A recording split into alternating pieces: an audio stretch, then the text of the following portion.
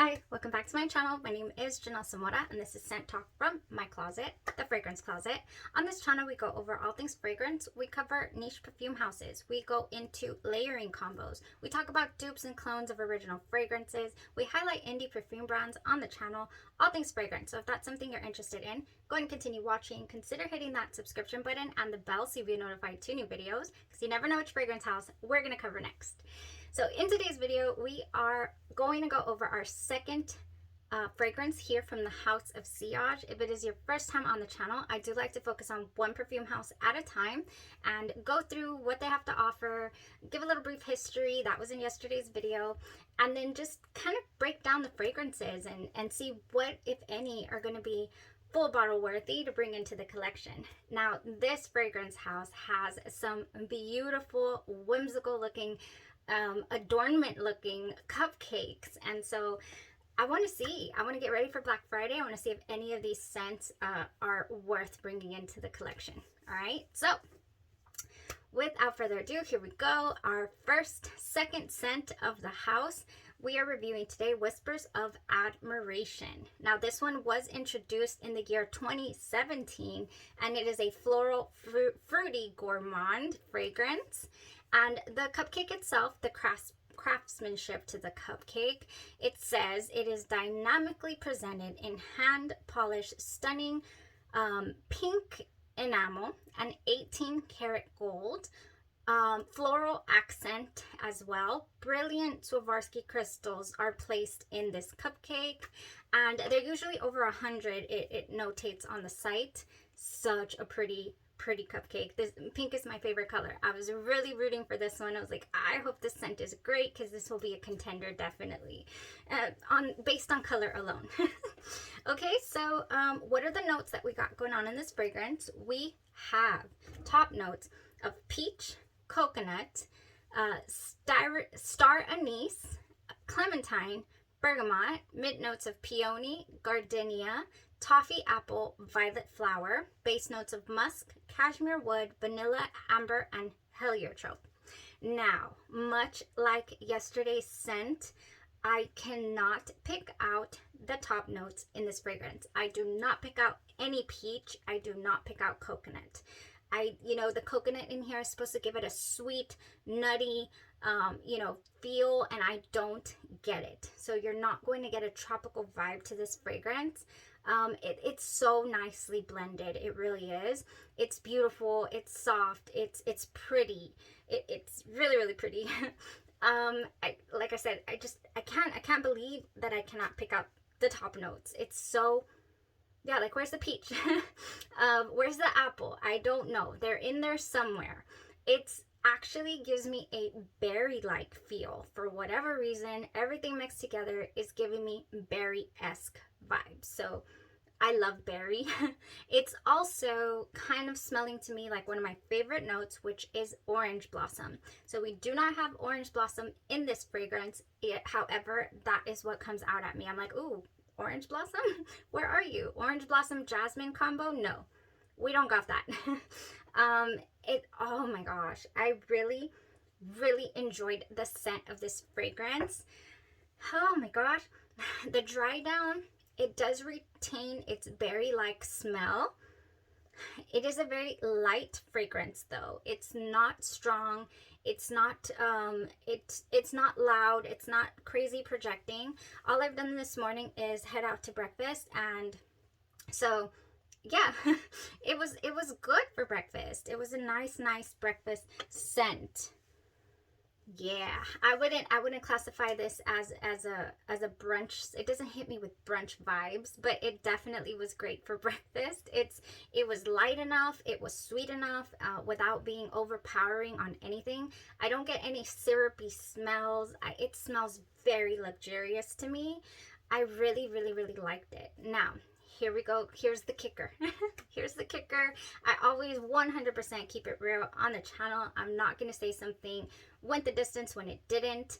And, these are extract to perfume. So I'm expecting 8-hour minimum wear. And unfortunately, this is our second scent today. It went about 4.5 hours or so before it tapered down to complete light skin scent. It did stay on the clothes. Oh yeah, it is here on the clothes beautifully, but on the skin, it's a complete skin scent. I didn't get a lot, you know, a really big sillage. So the performance was just, I guess, light. It's a light wear. And that's okay if you want to, you know, add to your collection some light berry-esque vibe type fragrances. It does definitely smell very well crafted, well blended. So I would really like to have this one. I'm still a little on the fence, so I'm like, do I really, can I afford a $360 cupcake that's gonna give me a 4-hour wear? I don't know. I don't think so. Can I layer it though? Can I layer this with things that is gonna help accentuate and make it last? Yes. But you know, I'm just kind of feeling like I don't want to put in that work at the moment. You know, I just feel like it should have given me more. I feel like it should have been stronger and lasted a little longer. It's just, but as far, you know, that's my own personal opinion. But as far as the scent is concerned, I loved it. Definitely gorgeous, fruity, floral gourmand. Now, a couple of reviews that I found out there about this fragrance said that it led their nose to none other than YSL's Black Opium, and I'm gonna have to disagree. I thought I had agreed. I was like, yeah, but today I went ahead and sprayed Black Opium on this side so I could do a comparison. And Black Opium is still there, by the way. This one did go the distance. It did cling onto my skin.